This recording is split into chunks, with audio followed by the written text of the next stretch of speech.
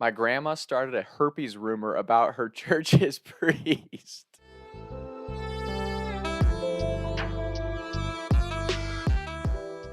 My grandma has always been the church lady, whether she was one of the moms that took her kids to school and went to church, or one of the old ladies that's at church every day. My grandma's always been at the church every day. We all know the stereotypical group of church ladies accidentally gossip about everything because they're just talking about what's going on in the church community. So when my mom was growing up, their school's priest was bald. Not like receding hairline, like just straight up bald. One weekend, my grandma and a couple other of the church families went to a wedding, saw their priest there. He wasn't like doing the mass, he was up playing music at the wedding. My grandma's there with all of her church friends. They see their priest with a hairpiece. And they said it just looked terrible because he was always bald and then has this cheesy ass hairpiece on, and it was super obvious. And they didn't say anything to him, they just happened to see him at this wedding. One of my grandma's good friends, who was originally from Spain, was gone the weekend of the wedding. So that Monday, they come back, go to the school mass. They're leaving mass, and she says to my grandma, like, did I miss any news, anything significant? And my grandma said, nah, nothing, but it was kind of funny. Father so-and-so had a hairpiece on at the wedding. Her friend's jaw drops, and she's like, a hairpiece? A hairpiece? Kept saying that. And my grandma's like, yeah, a hairpiece. Like, you should have seen it. It was the cheesiest thing I've ever seen. It looked terrible. Just saying it, like, confidentially to a friend. A few days pass, and my grandma said she gets a call at home. Well, she answers, and it's her church's priest. What is wrong with you? Telling everybody I have herpes. And my grandma says, what are you talking about? Because my grandma's friend is originally from Spain and has that accent in her English, my grandma said hairpiece. She is telling everyone Father so-and-so has herpes because she's saying it with an accent. So it went from hairpiece to herpes. Herpes. Not only did this rumor start about their priest, but they had all kinds of people who had STD related confessions coming into church. So this dude has a line out of his confessional about STD related confessions. And when he finally started asking, why are you guys coming like from all over to bring this confession to me? Well, we heard you're in a similar situation with your herpes. I could just picture like this woman from Spain telling everyone, oh, Father so-and-so has herpes. This is where my grandma's hilarious. She to this day says, I shouldn't have been gossiping, right? Like that gossip's always not a good thing. But on top of that, when the priest called and was screaming at her, my grandma says, whoa, whoa, whoa, whoa. I said hairpiece. I can't control that show and so speaks broken English and just telling everyone you have herpes. And the even more legendary part is my grandma goes, if anything, you should be thankful that you have all these people coming into confession to confess something they're ashamed of and they're willing to tell you. And the priest is like, it's because they think I have herpes. You could not make up the comedy of that. Hairpiece to herpes because of a Spanish accent. Like, that's just, it's legendary. And I love that my grandma just owned it. Like, nah, I didn't say that. That it obviously got mixed up because she's originally from Spain. Not my problem, Father so and so. You got to deal with this whole herpes issue. And the funny thing is, we have to this day, I've heard that story a million times from my grandma, and we never heard the cleanup process of the story. I don't know how the herpes hairpiece thing was clarified. I don't know if it was like put out in the church bulletin. I don't have herpes. I have a hairpiece. And I really don't know. And it's so funny because at first when I heard that, I'm like, how does that happen? But just saying it, like, just now that you guys have heard the story, it changes your perspective on those two words, right? Like, herpes and hairpiece are very similar. And if you throw an accent in on that, herpes, oh, Father so-and-so has a hairpiece. Like, it sounds like herpes. So it's just absolutely hilarious. And so many funny stories also from people who aren't originally from the United States and English isn't their first language. That my grandma said the same lady, their family, their kids were coming home and saying, fuck you, fuck that. I'm not fucking doing that. Like, they drop the F-bomb all the time.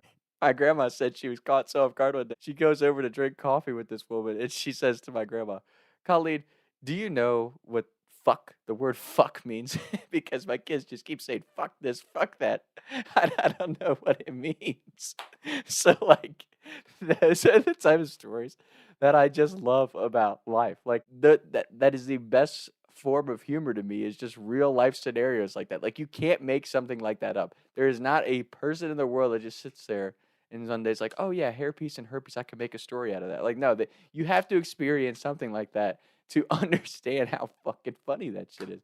It's kind of funny that this is a church related story because I feel like, especially the Catholic Church, people are so judgmental of certain types of comedy or certain types of words or the way that you communicate with people. And it's like, you can't look at the world that way because there's no way that God doesn't have a sense of humor when stuff like that goes down. That's my other thing is like, in any church, there are always going to be, and in life, when you're chasing a dream, there's always going to be people that judge you for your actions. They judge you for the surface level of what you're doing.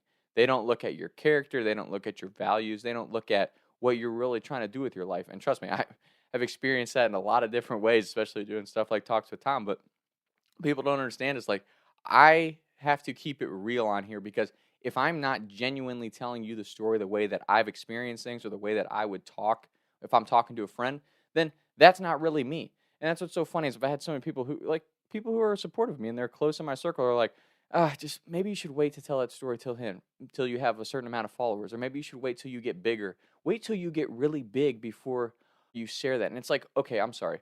Wait till I get really big to genuinely be me. So build a fake persona up to a certain point, and then once I get big enough, go, oh yeah, now I'm actually going to be the Thomas that I am. What the fuck is that? That's fake. And that's the problem, in my opinion, with the world today.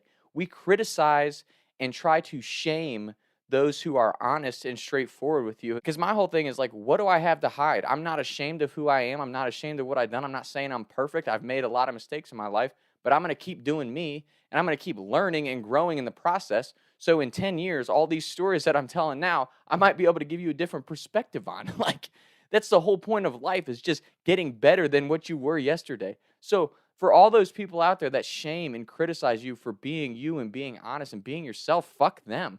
Because if they want to keep all their skeletons in their closet, let them. They're either living their life so ashamed of what they've done and they can't move on from the past, or they are so afraid of letting that stuff out and letting the real them out that because they're so worried about everybody else's opinion, they think they're going to get judged. So I guess my whole lesson in that regard is do you, be yourself, be the person that you want to be from day one on whatever journey you're taking. So when you get to day 65, you're still the same genuine person that you are. And I'm not saying that you're not going to learn, grow, and develop. That whole thing about like never fucking change. No, like don't change your values and your morals and don't change those core values. Yeah, because that defines how you're going to go through life. But as far as progressing as a person in your perspective and the way you treat people and spreading love through the world and whatever it is, like that should develop and change as you get older because you're going to learn and experience life. There's a difference between that. Learning and developing versus being stuck in the past and not being able to move on because you're ashamed of the things you've done. Like those are two different things. You should learn from things. And it's okay to feel bad about something. It's okay to be embarrassed about something. But don't let that define you because if you're just embarrassed about something for your entire life and everything you do forward from there is an embarrassment, you're like, why am I so embarrassed about everything? Go back to that first moment because you have nothing to be embarrassed about. That's why I tell these stories on here. It's like, I'm not perfect. I'm not saying I'm a good person. I'm not saying I'm a bad person. I'm just me. And I'm trying to constantly improve on who Tom Ziegler is. And I hope for everybody out there that you're just trying to do that one day at a time. We all have vices. We all make mistakes. We all do things that we're not proud of, but you shouldn't let it define you and you shouldn't be ashamed of it. And I think it sucks in today's culture. You have that whole cancel culture and it's like blow someone off the face of the earth digitally just because they said something wrong or did something bad that came out about them. And it's like, name one person out there that hasn't fucked up or made a mistake. Like, that's life. We're all human.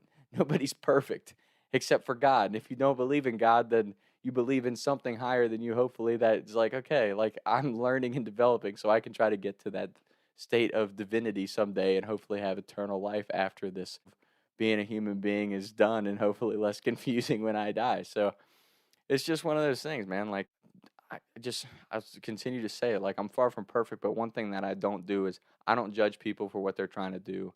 I don't look down on somebody for chasing their dream or doing something differently or looking at the world differently than I look at it. That's not how you live your life. And if you do, you live judgmentally, you shame people for who they are, you shame people for what they've done, then honestly, I look at you as probably one of the shittiest people in the world, because who are we to judge anybody? Nobody's perfect. Everybody's done stupid shit in their lives.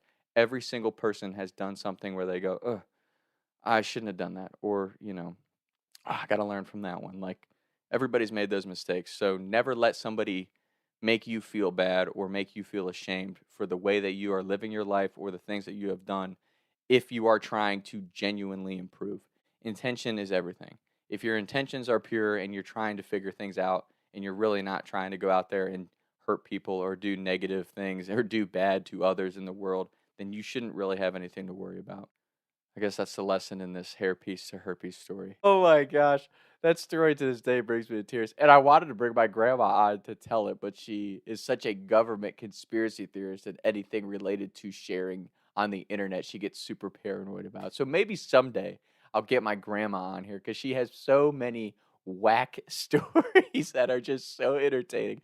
And the best part about my grandma is like the main character in her world, right? Like if you really took a step back and watched my grandma interact with people, you would be like, this woman is hilarious.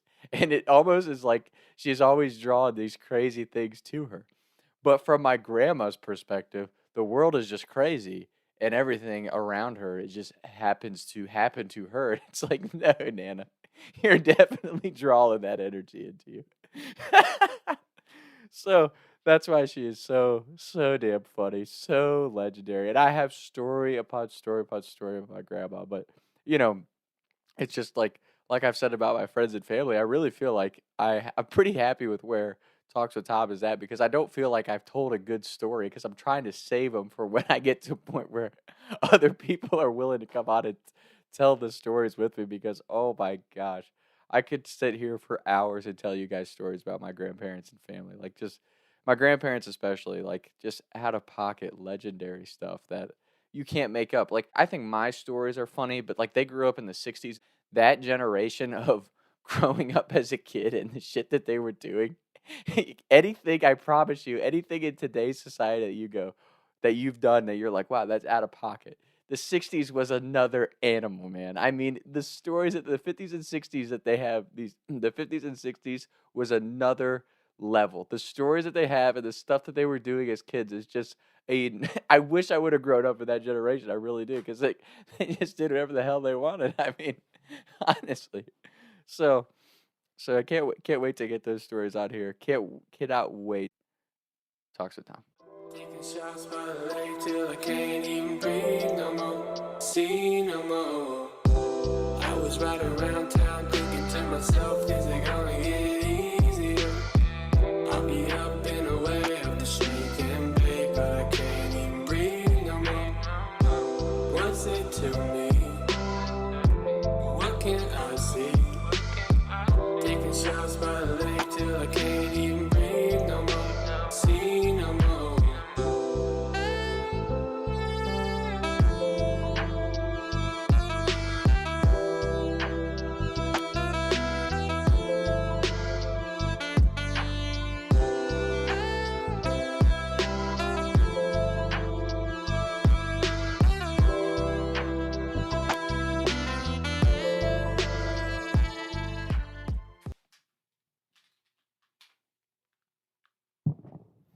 Mic check. Mic check. Mic check. Mic check. Mic check. And we're good.